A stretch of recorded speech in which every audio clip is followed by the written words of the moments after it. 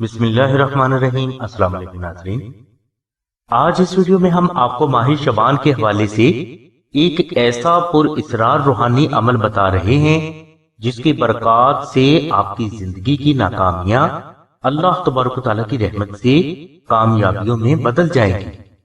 ناظرین، ماہ شعبان میں ایک خاص قسم کی روحانیت کا دنیا میں نزول ہوتا ہے جو آپ کے لیے 11 روحانی برکات کا باعث بنتی ہے۔ یہ 11 روحانی برکات انہی افراد کو حاصل ہوتی ہیں جو ماہ شعبان میں استغفار، درود و سلام، نوافل، نعت علی شریف اور صدقات و خیرات کی کثرت صرف اور صرف اللہ اور اس کے رسول کی رضا اور خوشنودی کے لیے کرتے ہیں۔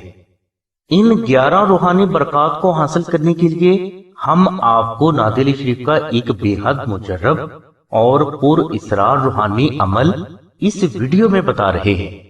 اگر آپ نے یہ عمل ہمارے بتائے ہوئے طریقے کے مطابق حرف بہ حرف ادا کر لیا تو یہ 11 برکات یقیناً آپ کو محمد و آل محمد کے صدقے میں ضرور حاصل ہوں گے۔ عمل کے لیے آپ ماہ شعبان کے کسی بھی دن بازار سے خالص مشک، عنبر اور زعفران لا کر اس میں چند قطرے گلاب کا عرق ڈال دیں۔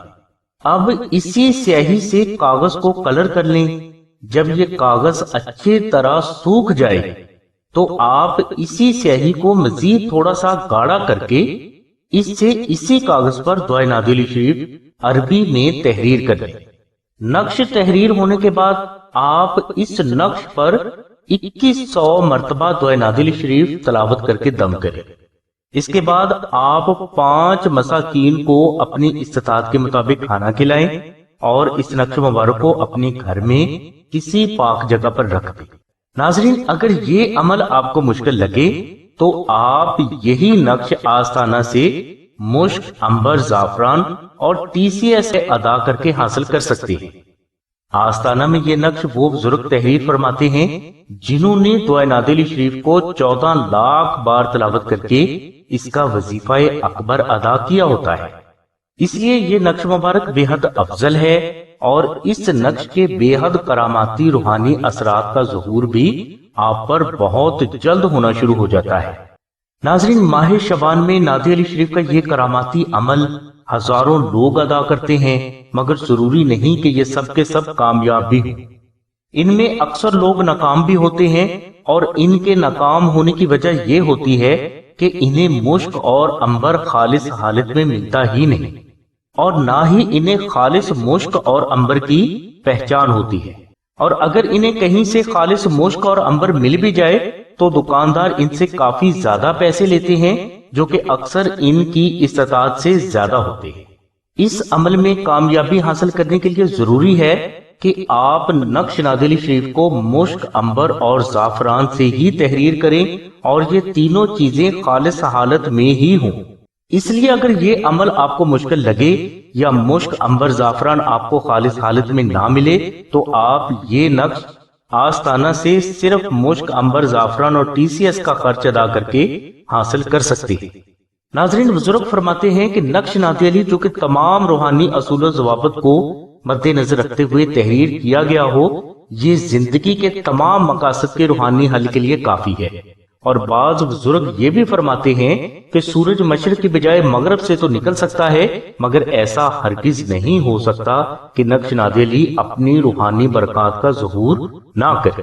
ناظرین، شعبان میں جو نقش نعت علی شریف آپ تحریر کریں گے یا آستانہ سے منگوا کر اپنے گھر میں رکھیں گے، اس سے آپ کو یہ 11 برکات اللہ تبارک و تعالیٰ کی رحمت سے حاصل ہوں گی۔